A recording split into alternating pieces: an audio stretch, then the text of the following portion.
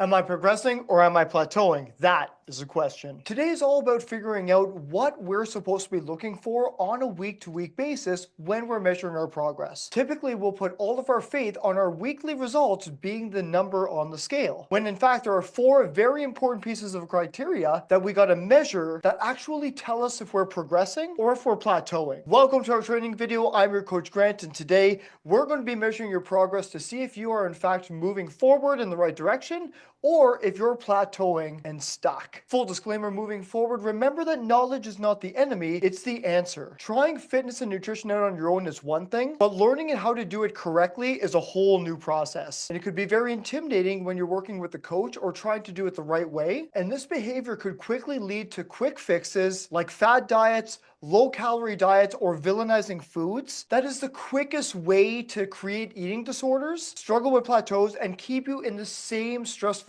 loop that creates scale obsession and unhealthy habits that we use to force ourselves into getting fit. Getting the best body is about learning and developing these new skills. You won't be perfect, nor should you expect to be perfect when learning any new skill. It's about practice to progress and progress to make perfection. So let's talk about the four areas that measure if you're progressing or plateauing. So we're going to go through each one of these in depth, from how weight loss actually works to tracking your body measurements and what you should be seeing on a bi-weekly basis, as well as what kind of changes you should be seeing with your progress pictures and the physical changes you should be seeing as a result of your training and nutrition. Keep in mind that as long as you check one of these boxes, you are officially progressing and on the right track. However, if you're struggling in any one of these particular areas, for example, not seeing enough changes in your progress pictures, that may be a result of your training if you're not training hard enough or heavy enough to stimulate more muscle growth, for example. So let's get right into it by first explaining how weight loss actually works.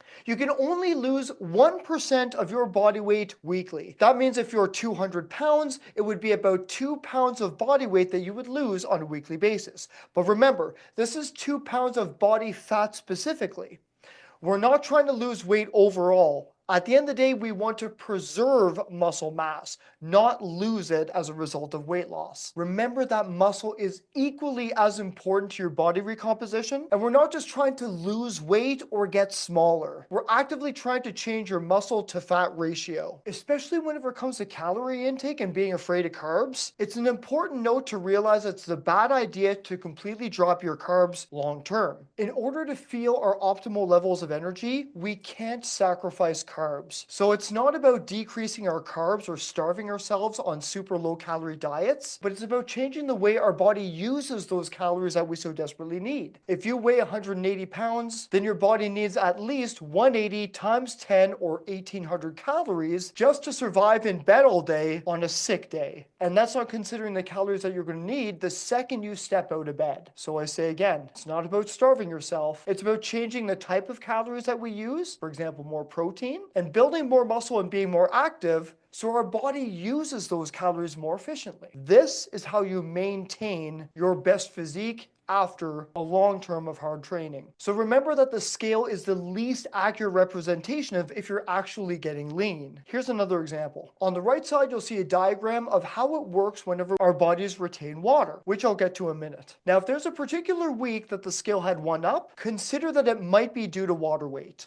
For every 1 gram of carbs that we eat, we gain 3 to 4 grams of water weight. But don't worry, that's not visible in your pictures or in the mirror. Rather, the carbs turn into glycogen, which is energy stored in the muscle, and this glycogen binds to the water molecules for hydration and muscle performance during exercise. Now, any external or visible water retention, such as puffiness or bloating, is different and could be a result of higher intake of sodium, hormonal fluctuations, or dehydration rather than glycogen storage. So ultimately, that's what you should expect to see on your weight loss journey moving forward. You'll lose roughly 1% of your body weight per week, and it's how you train and how you eat that ultimately result in your weight loss. Next, we're going to take a look at your body measurements and see what expectations we have for losing inches on a bi-weekly basis. Now, measurements are a great way to measure how lean you're getting on a bi-weekly basis. So you might lose between 3 to 6 inches every 2 weeks and cumulatively, but keep in mind that there's no such thing as spot reducing. Although it's true that we could gain body fat in certain areas, like our stomach if we're feeling stressed and increasing our cortisol levels, but fat loss happens holistically. Now, it may appear like you're losing more body fat on your arms because your arms are naturally leaner.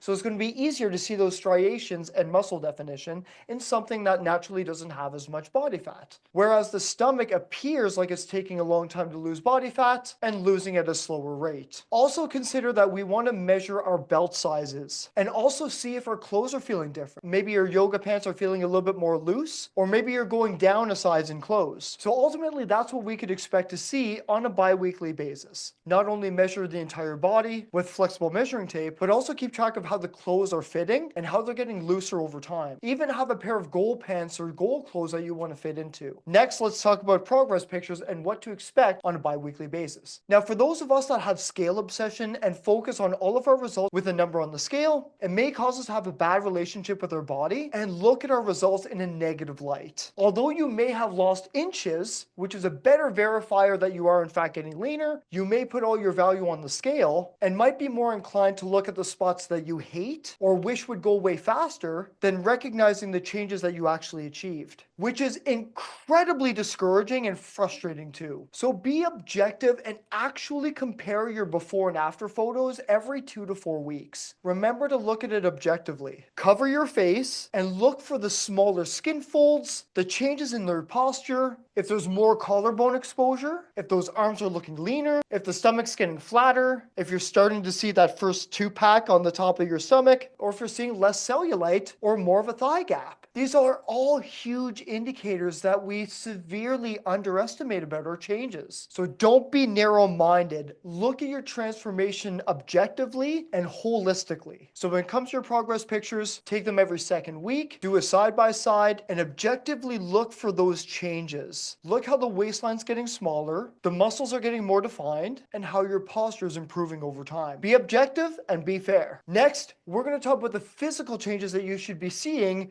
during your fitness transformation. So what kind of physical changes are you experiencing? So ask yourself, do I feel better rested whenever I wake up? Do I feel like I'm ready to jump out of bed? Or do I feel less fatigued when I wake up? Are you sleeping longer without interruptions? And rate on a scale of 1 to 10, how much better your sleep, rest, and recovery is compared to week 1. Next, how much has my cardio and endurance improved since I started on day 1? Am I now able to jog consistently without doing a run and walk combo? Am I able to run without getting tired? Do I have more energy throughout the week instead of a midweek crash? How much better has my cardio, endurance, and energy improved since day 1? Is my mobility improving? Am I no longer wobbling during split squats? Has my back pain subsided? Has my squat depth or shoulder mobility improved? Has my posture improved? What physical changes am I seeing? And finally, how's my performance improved? Am I getting stronger? Am I doing more reps than the previous week? Even one more rep is a verification that I'm getting stronger than the previous week. Am I lifting more weight? Or is it easier to control the weight during every exercise? Can I control the weight with a slower tempo? Or can I actively connect with that muscle that much better, known as the mind to muscle connection?